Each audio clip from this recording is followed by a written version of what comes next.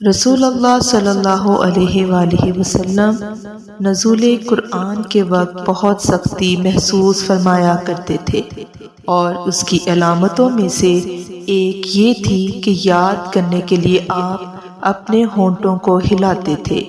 ابن عباس رضی اللہ تعالیٰ عنہ نے کہا، میں اپنے ہونٹ ہلاتا ہوں جس طرح آپ ہلاتے تھے۔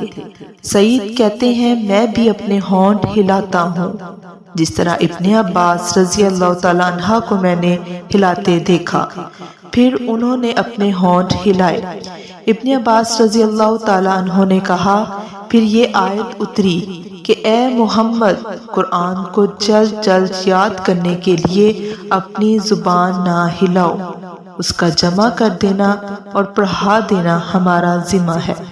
حضرت ابن عباس رضی اللہ تعالیٰ عنہ کہتے ہیں، یعنی قرآن آپ صلی اللہ علیہ وآلہ وسلم کے دل میں جما دینا اور پڑھا دینا ہمارے ذمہ ہے۔ پھر جب ہم پڑھ چکے تو اس پڑھے ہوئے کی اتباع کرو۔ ابن عباس رضی اللہ تعالیٰ عنہ فرماتے ہیں، اس کا مطلب یہ ہے کہ آپ اس کو خاموشی کے ساتھ سنتے رہو، اس کے بعد مطلب سمجھا دینا ہماری ذمہ ہے۔